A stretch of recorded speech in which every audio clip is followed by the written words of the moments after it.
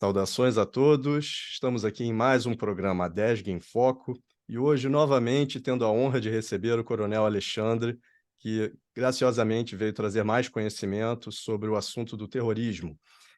E o assunto de hoje, ele remonta ao último dia 7 de outubro, quando Hamas promoveu um direto ataque ao Estado e aos cidadãos de Israel, dia que já ficou conhecido como o mais sangrento desde a Guerra do Yom Kippur, há 50 anos.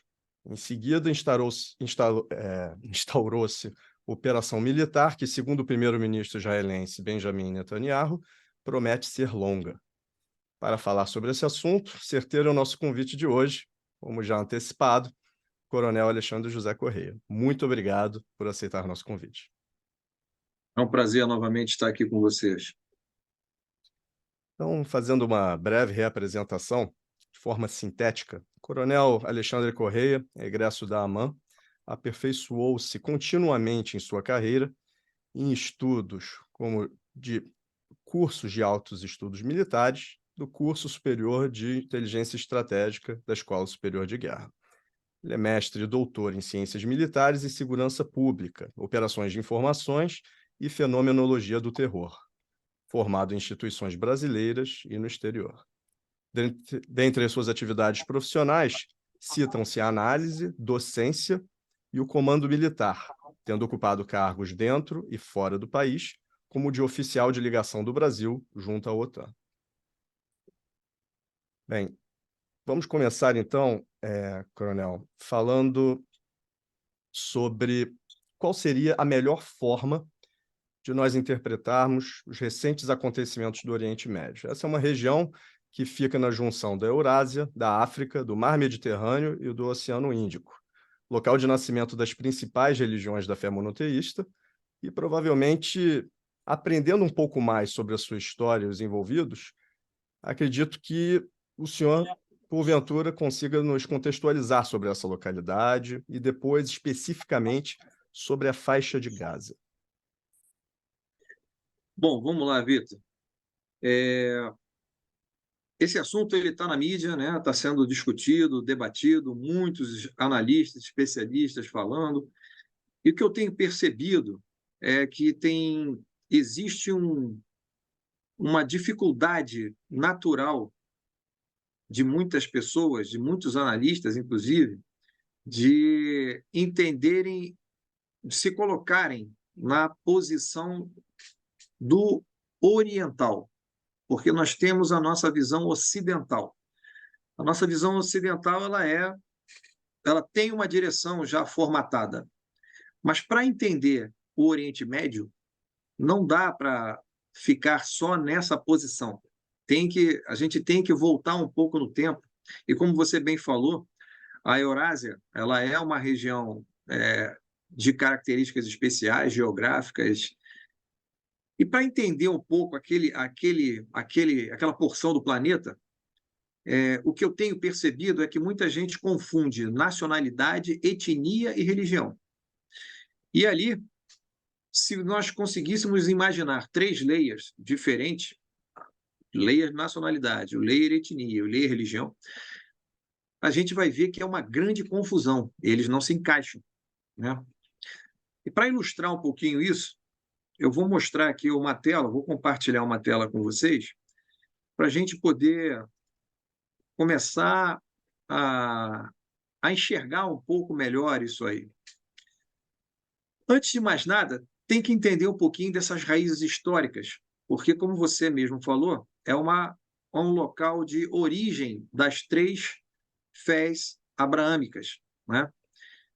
E se a gente voltar um pouco, só 2.500 anos atrás, lá pela Bíblia, né, o livro de José, lá em Noé, a gente vai ver que são os três descendentes, Sem, Cã e Jafé, Sem dando origem a Abraão, a linha de Abraão, a descendência de Abraão, Cã dá a descendência de Canaã, né? Ele que vai povoar essa terra primeiro, e Jafé ele vai ter uma linhagem toda para a Ásia, voltada mais para a Ásia. Bom, não vou entrar muito em detalhes disso aqui, não, mas é importante entender que essas três coisas, nacionalidade, etnia e religião, são diferentes e têm uma origem lá atrás. Nacionalidade, para começar a conversar, ela é mais fácil de entender, né?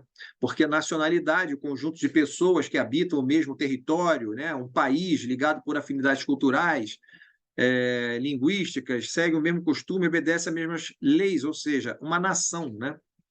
Nacionalidade e país, a pessoa consegue entender melhor, são as fronteiras físicas, né? E aí, quando a gente fala de fronteiras físicas, a gente tem que lembrar que esta região, ela, como você bem disse, é passagem da Europa, da África e da Ásia. E ela, há mais de 3.000 anos, são 5.000 anos praticamente de civilização, começando ali pela mais antiga delas, que foi a egípcia, é uma região que foi trocando de mãos durante esse tempo todo, até agora, até após a Segunda Guerra. E mesmo depois, né? Com as guerras que vieram depois. Então, essa mudança de mãos, esse espaço físico, foi disputado, ele vem sendo disputado há quase 5.000 anos. Então, é importante, tem que se colocar, o observador tem que se colocar nesse ambiente. Não dá para um observador dos Estados Unidos, do Brasil, de outras nações que não sofreram esse tipo de intervenção, a gente não tem a menor noção do que é isso. É uma mudança cultural muito grande ao longo dos séculos. E isso torna essa região bem complexa, muito complexa. E é isso que é o primeiro ponto que eu queria chamar a atenção. O segundo ponto, e aí eu volto aqui para a minha apresentação, é a etnia. Então, o termo etnia, ele tem sua origem, é uma palavra grega, étnicos, é adjetivo de étnico. É o conceito de etnia respeita a um grupo de pessoas com origens, interesses, experiências comuns, entre as quais existem vários níveis de solidariedade, identificação com o nosso cultural, etc.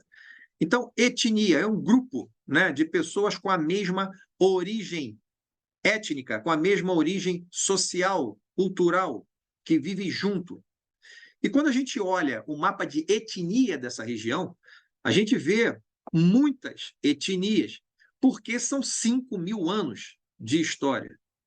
Essas diversas etnias, elas hoje se configuram mais ou menos dessa forma. E eu vou falar apenas aqui, são muitas aqui, como vocês viram, são várias etnias, mas nós vamos falar apenas das predominantes, as que são as protagonistas dos problemas que nós temos hoje.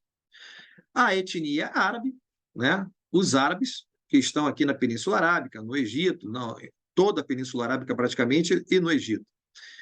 A etnia curda, que são mais ou menos 40 milhões de pessoas sem um país, é a maior etnia do mundo, apátrida, que não tem uma pátria, etnia curda, essa que fica aqui no verde escuro. Os turcos, que coincide com o país hoje, né? Porque teve o nosso, lembrai-vos do Império Turco, que já ocupou quase toda a Europa, a África e esse pedaço aqui, mas hoje retrocedeu para a Turquia, né?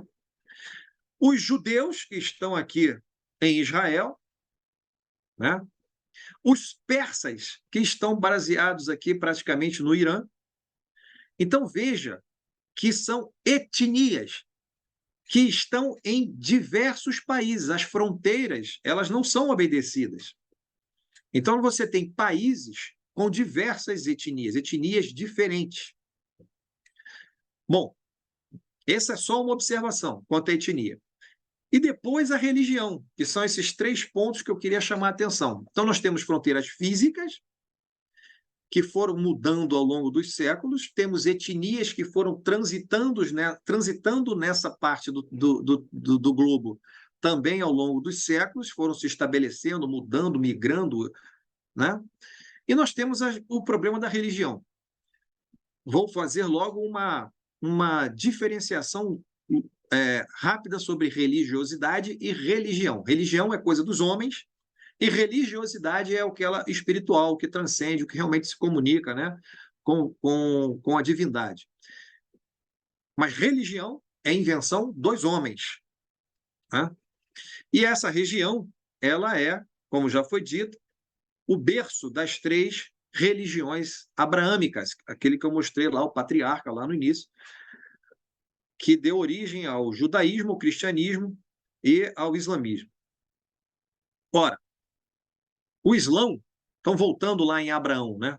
Abraão teve os seus 2 filhos, né, que deram origem a essa linhagem toda. Ismael vai dar origem ao Islão, todo o povo muçulmano, e Isaac e Jacó, que vai dar origem às 12 tribos de Israel.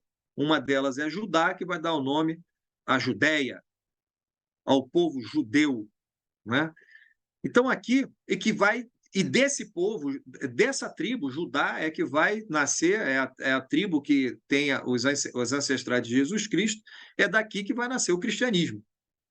Então nós temos o judaísmo, o cristianismo e o islamismo aqui, numa mesma descendência. Ora, as 12 tribos, pelo livro de Josué, na Bíblia, e alguns arqueólogos, estudiosos do assunto, aqui estão a distribuição das 12 tribos, né, de Israel no tempo bíblico, né, desde a volta do cativeiro no Egito. Eles encontraram nesse local já os filisteus. E quem são os filisteus? Já que a gente está falando tanto da Palestina, os filisteus, eles têm uma origem lá na Grécia antiga. Heródoto, em 450 a.C., já tinha cruzado com os filisteus também aqui. É óbvio que isso foi depois do tempo bíblico, mas ele foi o primeiro a relatar. Mas esses filisteus, com F, né, na verdade era escrito com PH, filisteu, filisteia, e quando latinizou, virou Palestina. Filisteia, Palestina. Filistina, Palestina. Essa é a origem da palavra. Mas era um povo, e citado na Bíblia várias vezes. A luta de Davi e Golias, né? Golias era filisteu. E Davi, judeu, né? Hebreu na época, né? Porque ainda tem essa. O hebreu é a origem do povo. O judaísmo só veio depois, né? Depois da religião ser inventada. Mas antes o povo era povo hebreu, né? Hoje não, hoje nós tratamos todos de judeus. Mas o judaísmo, com suas tradições, o Pentateuco, os livros que o contemplam, né, que falam são os 5 livros da Torá, né, que é o Antigo Testamento, a Gênesis, o Êxodo, o Levítico, o Números e o Deuteronômio, que formam os 5 livros da Torá, que é o costume e a tradição do Antigo Testamento judaico. Nós temos a religião islâmica, que só foi nascer 610 anos depois de Cristo. Então, a religião judaica e a religião cristã, elas já existiam como monoteísta. Naquele tempo, todas as crenças eram politeístas, né? O Império Romano era politeísta. Então, surgiu, em 610, a figura de Maomé. Figura de Maomé, descendente de Ismael, ismaelita, né? Em 610, alegando, né, vamos dizer assim, ter recebido, né, do anjo Gabriel essas informações que ele contextualizou num livro chamado Alcorão, né? Agora, desde o seu surgimento, o Islã ele é muito controverso. Ele é uma religião que foi desfigurada ou foi deturpada durante muito tempo e até hoje é deturpado. Eu gosto muito, eu gostei de estudar o Alcorão, E você vê coisas muito boas, espiritualizadas realmente no Alcorão. E você vê, percebe perfeitamente essas organizações terroristas, especialmente elas, manipulando e deturpando as informações. Mas mesmo com essa manipulação e deturpação, é muito controverso ainda no próprio seio da comunidade muçulmana, claro, com todo o respeito à religião dos muçulmanos, com todo o respeito ao Islã, nós temos hoje muitas opiniões divergentes sobre a passividade, né, dessa religião. E existem vários, mas vários relatos e vários testemunhos, né, de algumas atitudes que lá da antiguidade foram se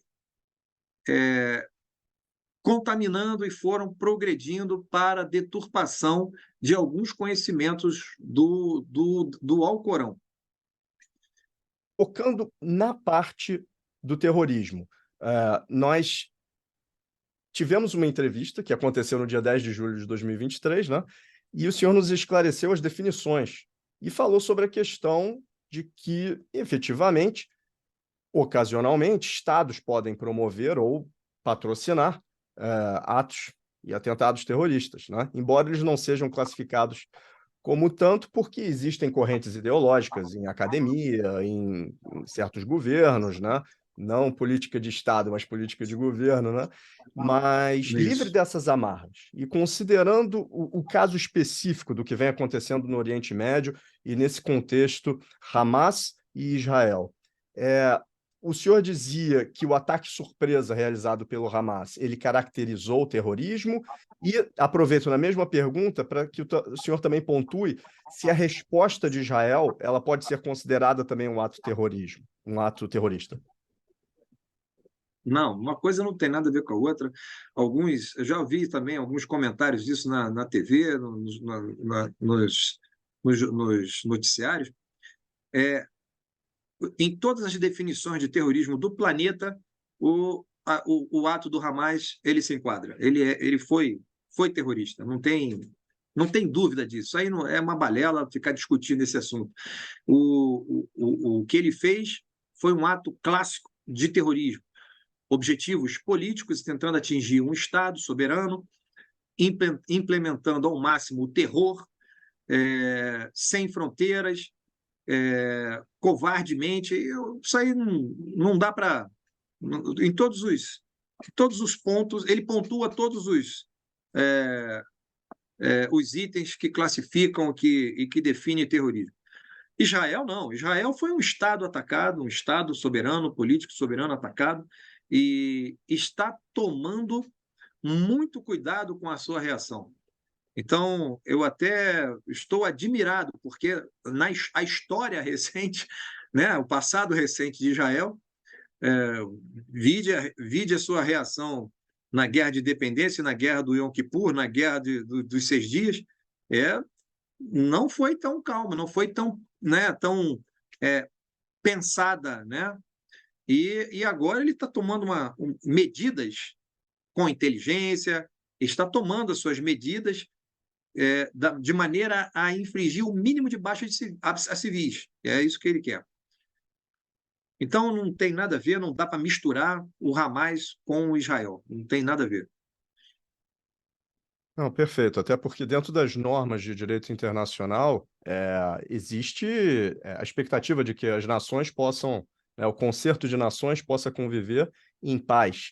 E, ao que parece, desde 48, desde a definição efetiva do Estado de Israel, ratificado pela ONU, inclusive, com a assinatura do chanceler brasileiro, Oswaldo Aranha, que teve toda a participação da comunidade internacional, jamais foi aceita por esses grupos, não é verdade? Então, efetivamente,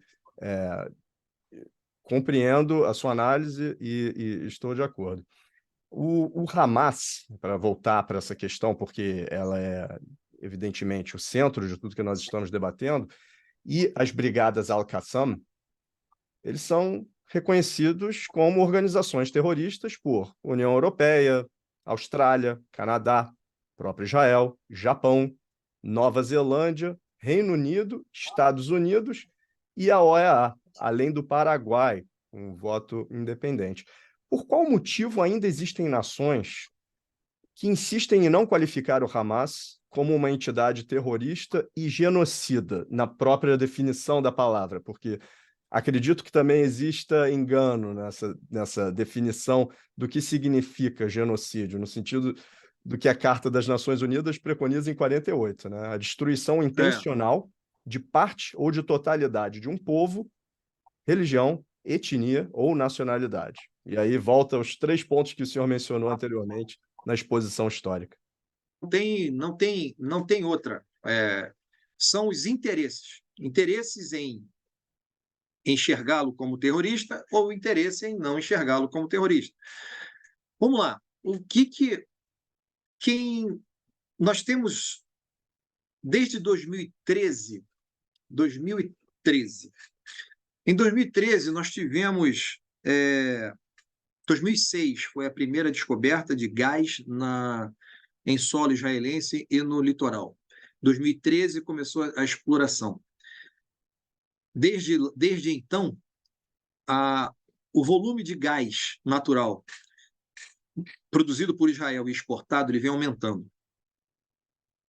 Bibi Netanyahu, em 2020, começou a promover os Acordos de Abraão.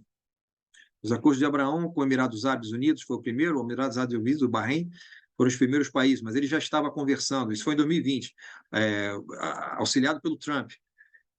E agora, ele já estava em vias de conversação com Arábia Saudita, Egito, Sudão, Marrocos. Olha só. Temos uma guerra na Ucrânia, né? Uma guerra na Europa, Ucrânia e Rússia. Temos um monopólio de gás natural e de petróleo, né? De gás natural para a Europa, vinda da Rússia. A quem interessa que os acordos de Abraão sejam cumpridos ou não? Porque os acordos de Abraão têm um interesse econômico por trás, além de toda a mídia, a mídia explorar, e o Bibi Netanyahu explorou bem isso, a paz entre palestinos e entre árabes e judeus, é óbvio. Mas o interesse, esse acordo, ele veio numa época em que Israel está crescendo na sua exportação de óleo, de gás natural. E ele precisa de um caminho livre para a Europa. Né? Precisa desse caminho livre para a Europa. Ele já tinha um acordo com Chipre, com a Grécia, era um caminho pelo mar, mas ele também precisava abrir um outro caminho por terra, pelo norte da África. E esses acordos estavam em andamento, e muito bem.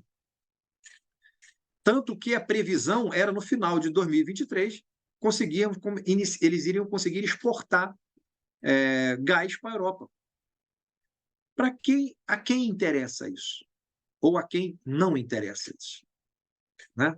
Então é importante entender que a geopolítica mundial hoje é muito complexa. O tabuleiro de xadrez ele tem quase vida própria, né?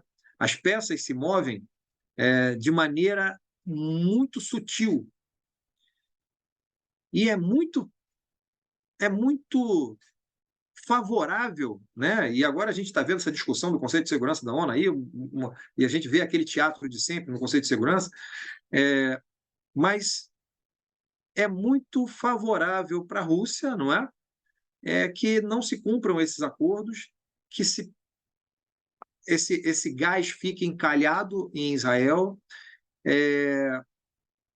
Não é bom isso para ele? Não favorece para caramba? E ele tem gente para cumprir algumas tarefas, algum trabalho sujo para ele? Os grupos terroristas não fazem isso com facilidade? O Irã não é seu grande associado? O Irã não financia, além do Hezbollah, também financia o Hamas? Então, veja que as peças elas se movem de maneira... E eu volto, eu sempre analiso eu sempre analiso o dinheiro, follow the money, porque se a gente entende aonde está o gargalo do dinheiro e para onde está indo a solução, a gente vai ver, a gente vai entender muitos movimentos dos players internacionais. Isso é fascinante, porque como se não bastasse, né? A coletânea, a quantidade de informações já recebidas no tópico histórico, ainda mais essa questão da geopolítica e dos interesses, né? Isso daí é a prova de que nós, na ADESG, fruto da cultura da Escola Superior de Guerra, que trabalha no seu curso de inteligência estratégica, qual o senhor muito bem conhece, leciona no curso e, inclusive, lecionou para o curso na Delegacia do Rio de Janeiro, recentemente, o terceiro curso de inteligência estratégica. Então, como é fundamental para o tomador de decisão saber o que acontece, ter dados que se transformam em informações para efetivamente depois opinar sobre um assunto tão complexo e que muitas pessoas, lamentavelmente, se tornam massa de manobra e acham que têm a visão panorâmica da situação por conta de mídia e de veículos de comunicação em massa que mostram muitas vezes um perfil que lhes interessa ou que interessa aos seus patrocinadores. Então, muito obrigado pelas informações. Eu não tenho dúvidas de que os espectadores vão poder chegar a muitas conclusões diferentes e avaliar mais, como o senhor falou, né? Buscar se informar melhor antes de formar uma opinião. Para que nós não saiamos, porque o tópico é fascinante, e o senhor desenvolve muito bem e tem um manancial de conhecimentos enorme. Mas, voltando à questão do terrorismo, no que diz respeito ao Hamas, ele se estrutura como o quê? Como um grupo político? Ele tem um estatuto, um ato constituinte próprio seu? E, além disso, só complementando para o senhor poder falar com tranquilidade, existem outras organizações que possuem objetivos similares aos seus?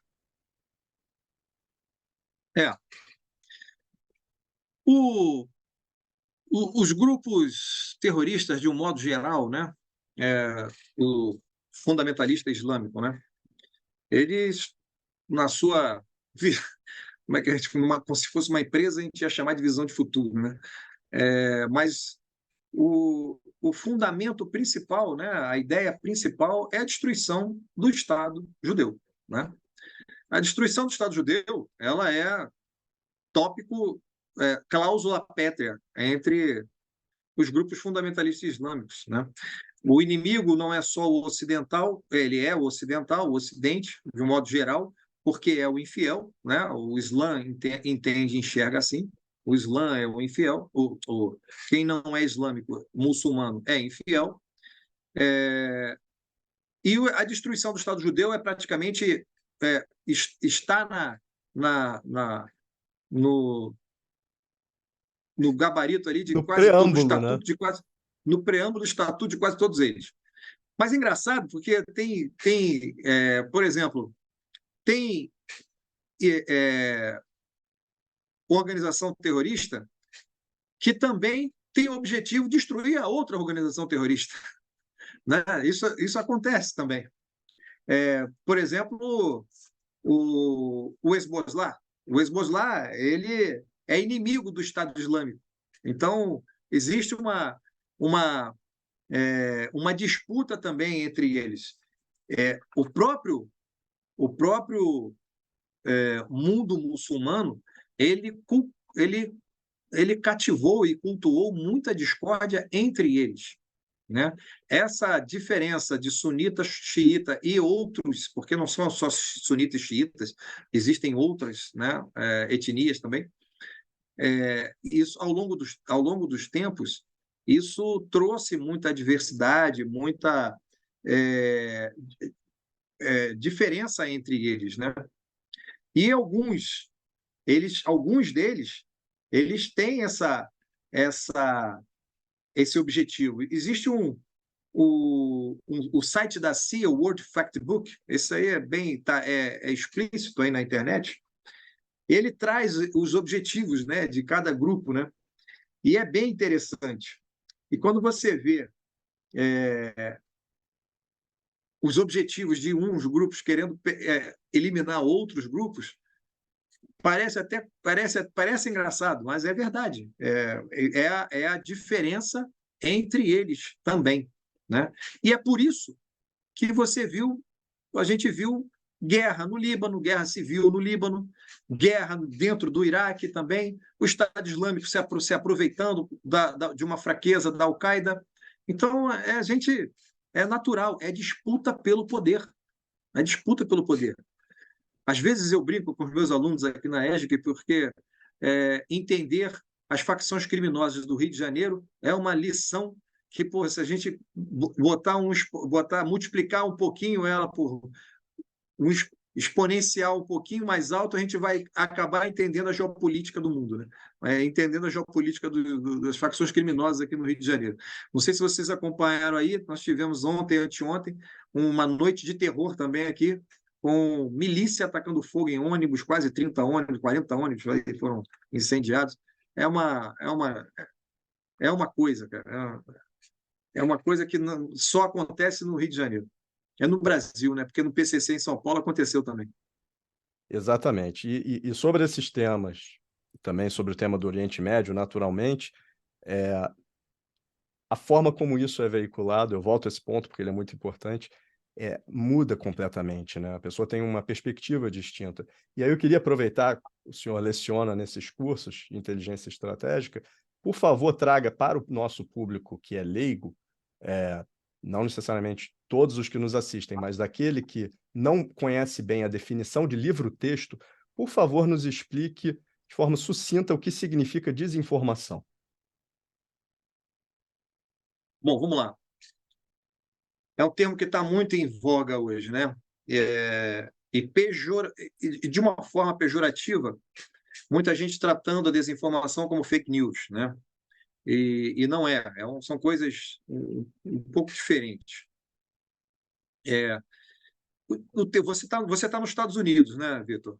E o inglês, o idioma inglês, ele fica bem fácil de entender quando a gente pega a palavra misinformation e disinformation.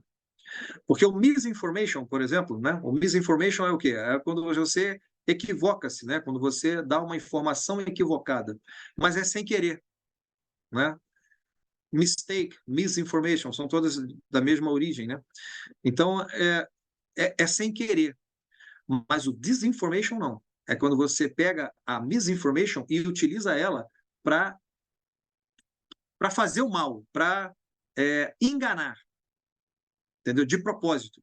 Perfeito, e com outros objetivos, né, estratégicos ou de toda sorte. Agora, aproveitando e trazendo isso para o nosso tema, isso que vem acontecendo, para que os nossos espectadores não se enganem com propagandas de desinformação, né, que existem mundo afora. Israel em situações de conflito armado, utilizando as suas forças de defesa, que não é nem o exército autodeclarado, são forças de defesa do Estado de Israel. Ele se comporta diferente daqueles que se autodeclaram seus inimigos? Ou não? Na questão da desinformação? Não, em relação à forma como ele reage a ataques à sua integridade física, à sua sobrevivência, à proteção das suas fronteiras e sua autoafirmação como um povo que deveria ter o direito de sobreviver no concerto das nações. Israel faz o que precisa fazer. Se não fizesse, ele já não existiria, né? Então, ele precisa fazer isso naquela situação, naquela localização que ele se encontra. Não tem outro jeito, ele está cercado. Ele é um país cercado. Ele é uma pitada de judeu no meio do mundo árabe. A verdade é essa. Se for comparar os números de população, de etnia, pô, não dá nem para não dá para comparar. E se não fosse a sua competência, né, competência militar, competência política, competência econômica, ele não existiria já não existiria. É óbvio que ele contou com apoios, né, apoios importantes. Os Estados Unidos, por exemplo, é um deles, né, principal deles, mas ele teve que provar a sua competência para continuar existindo. E ele precisa fazer o que está fazendo, o que ele faz, o que ele sempre fez, que é proteger o seu povo. Né? E O povo de Gaza, ele vai para onde trabalhar? Grande parte do para povo de Israel. Gaza vai trabalhar em Israel. Os kibbutz, eles foram constituídos para facilitar a vida. E o palestino, especialmente o Hamas, ele tenta distorcer um pouco a ideia dos kibbutz, porque tem kibbutz para lá e para cá, tanto para um lado quanto para o outro. E ele tem tentado facilitar. É óbvio que não é um paraíso, mas a migração entre hoje na faixa de Gaza, o que estava prevalecendo até o ataque, né? Agora não está mais. Mas a migração tranquila e pacífica da faixa de Gaza para Israel e vice-versa, para poder trabalhar, para aquele povo trabalhar, é, era a prova de que da boa fé e boa vontade do povo israelense. É, existem muitas outras, e talvez isso instigue ainda mais a raiva ou a inveja, não sei, é, de uma parte desse povo, do povo muçulmano, porque as organizações criminosas de forma alguma representam o povo muçulmano, né? Tanto que o Hamas não representa a Palestina, isso aí já está comprovado. A Palestina ela é governada debaixo do chicote, na Sharia, ela é governada à força, né? E vocês, agora a gente está vendo a tentativa de saída das pessoas da faixa de Gaza que eles estavam impedindo. Essa negociação está se arrastando, agora tentando sair pelo Egito, etc. Não sei nem se. Hoje eu não vi noticiário, não sei nem se já chegaram a algum acordo. Mas não, não dá para contestar. A mesma coisa acontece com a Cisjordânia, e já foi de Israel, já foi da Jordânia, já foi de Israel e vai trocando de mão, mas o povo que mora lá tem uma vida, uma migração tranquila. Né? Se você quer ir a Belém, por exemplo, você tem que sair de Israel, e você, tanto o imigrante quanto o turista, né? Quanto o israelense, atravessam aquilo lá sem problema nenhum. Ou seja, o problema é o extremismo, né? O problema é o extremismo. Eu tenho uma sugestão de leitura, inclusive, para os senhores, para todos a nossa assistência, que é uma libanesa naturalizada americana, ela mora aí nos Estados Unidos, que é Brigitte Gabriel. Brigitte Gabriel. Ela é uma libanesa, fugiu do Líbano durante a Guerra Civil do Líbano, foi salva pelo exército israelense, portanto, ela é muçulmana de origem, né? Ela foi salva pelo exército israelense e veio com a sua família para Israel primeiro, para ser medicada e tal, porque ela foi ferida na guerra, ela e a família toda, no bombardeio, e depois veio para os Estados Unidos. A Brigitte, ela, por ser muçulmana de origem, ela tem, e estudiosa, jornalista, mas estudiosa da história do povo muçulmano, ela tem uma versão muito ousada, não só da personalidade de Maomé e toda a fé islâmica, mas eu não vou desenvolver o pensamento dela aqui, não. Mas eu posso trazer algumas ideias interessantes que muita gente não conhece, e eu também não conhecia e fui pesquisar para confirmar. Você sabia que a estrela que o judeu usava durante a Segunda Guerra, né, para caracterizar que era judeu, etc., ele não foi invenção do nazista, ele foi invenção do Islã, foi invenção islâmica.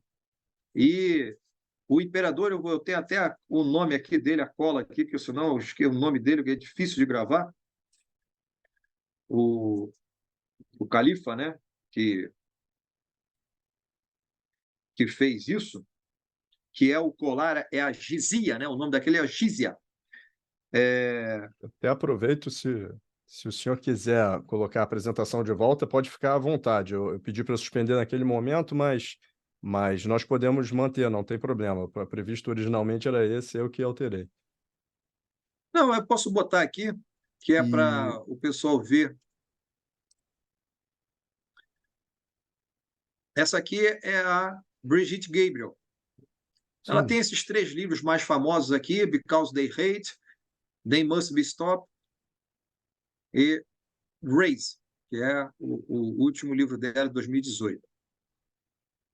É bem interessante, mas o califa do Iraque, Al-Mutawakkil al-Iraque, no século 9 depois de Cristo, ele é que convivia com os judeus, né?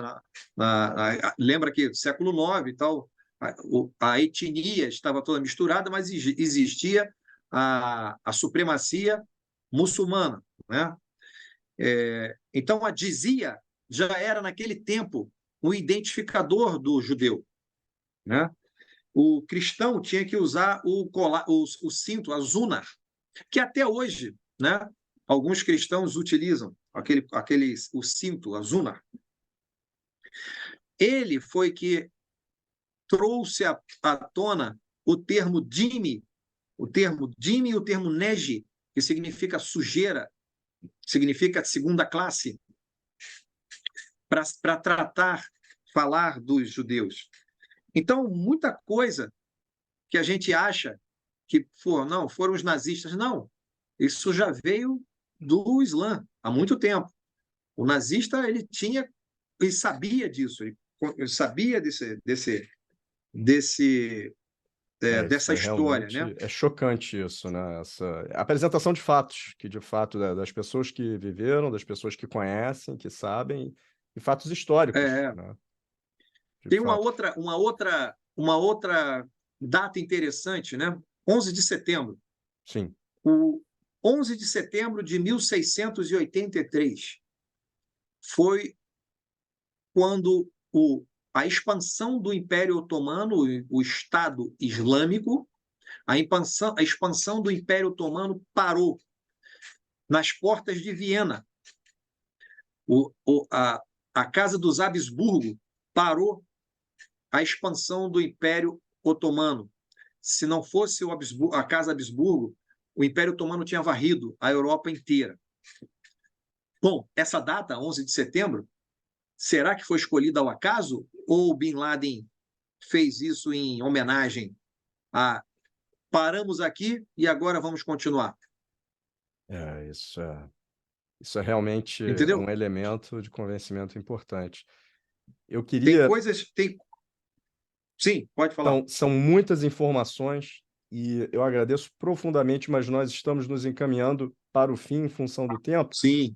Eu só queria aproveitar, na última pergunta, nós falamos sobre essa questão de Israel em situações de conflito armado, e o senhor muito bem mencionou a questão da proeza militar israelense, o senhor falou sobre a questão do livre trânsito que ele permite aos habitantes da região da faixa de Gaza, quando, de fato, pessoas que estão buscando trabalhar e viver suas vidas de forma pacífica e dentro das leis locais, naturalmente, e o senhor falou que Israel faz o que ele tem que fazer. Porém, a minha pergunta talvez tivesse um viés um pouco mais ligado, e não digo viés, mas um enfoque ligado a comportamento e a proceder por parte das forças de defesa.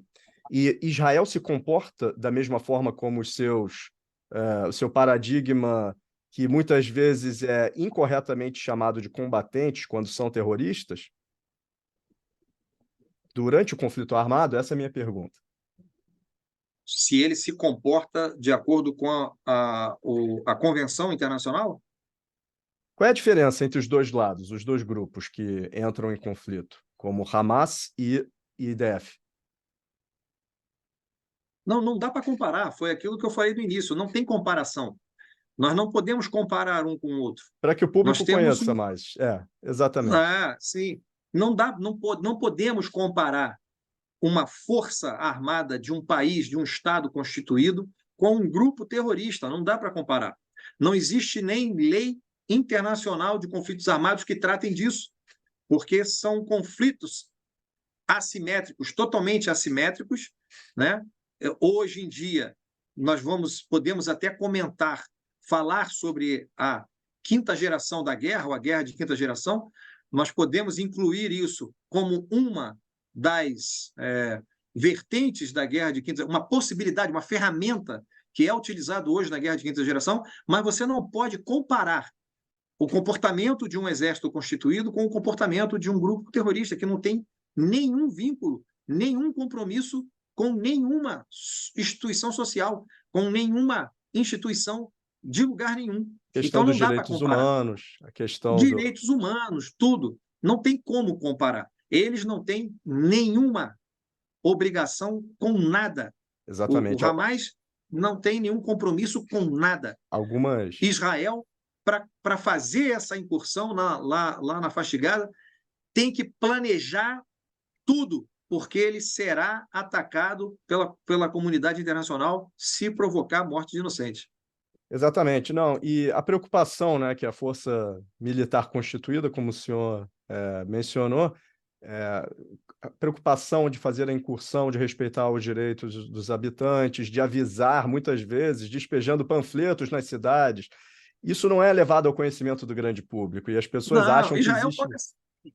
Israel toca sirene para a faixa de Gaza para avisar que vai fazer alguma atividade. Eles avisam, não tem comparação, não tem Enquanto comparação. isso, mulheres e crianças são raptadas e assassinadas pelos Raptadas terroristas. e assassinadas O Hamas, ao ar exato. livre. Exatamente. Então não tem como. Mais uma. O tipo de trato com o Hamas, ele, para vocês verem como que esse grupo trabalha. Eu vou passar aqui um videozinho de alguns segundos. Isso aqui é o Hamas trabalhando um carro-bomba. Eles vão fingir que isso aqui foi um míssil, muito parecido com o que fizeram com o hospital semana passada, não foi? Vejam só. Isso aqui é a atividade do Hamas. Explodiram o carro e agora vão entrar os atores. Isso é de 2016, para vocês verem que esse fato, essa modus operandi não é novo. Isso foi feito por causa também de uma intervenção de Israel na faixa de Gaza, se fosse segurança, e a resposta para o mundo, né? O mundo pensar que Israel cometeu alguma chacina, alguma massacre, etc., né? Aí botam os atores ali, só que eles, não perceberam essa câmera de vigilância que o Mossad depois capturou e desmascarou o Hamas. Agora, isso aqui, como nós estamos falando de desinformação, né? A Sim, desinformação, né? Isso aqui é feito para enganar. claro. Isso é feito para enganar. É a guerra, né? A nossa guerra híbrida, a nossa guerra da quinta geração, que vale tudo, inclusive o poder econômico, principalmente o poder econômico, ciência, tecnologia, tudo além do Estado e além das Forças Armadas.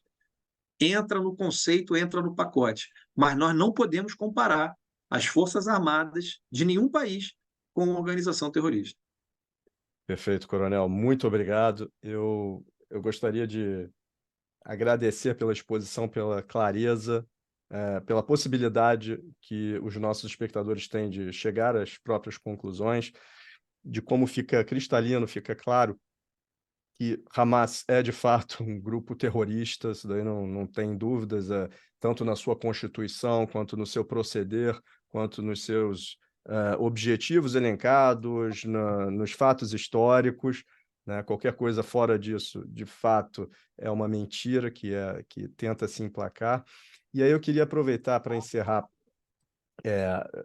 a minha contribuição nas perguntas. Eu gostaria de pontuar que, segundo George Edward Moore e Bertrand Russell, que são expoentes do pensamento filosófico neoclássico do século XX, uma crença é apenas verdadeira se ela corresponde a um fato.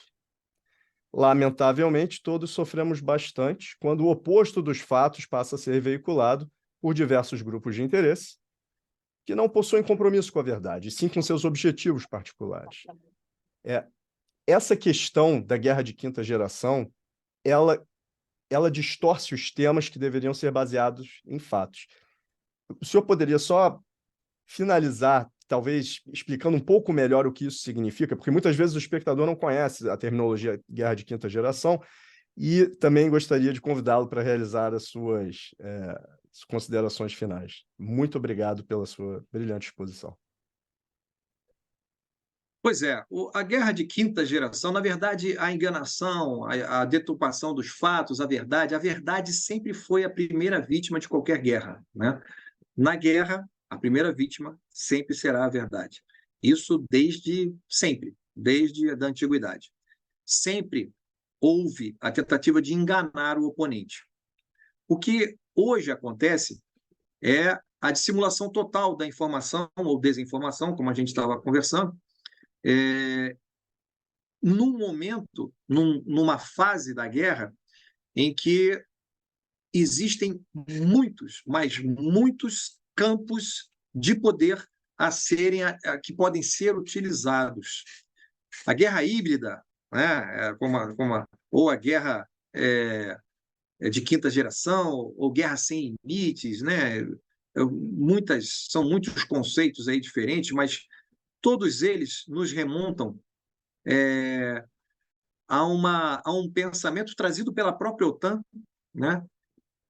Que é a utilização de todos os meios de uma nação e de organizações, empresas multinacionais, organizações não governamentais, ONGs,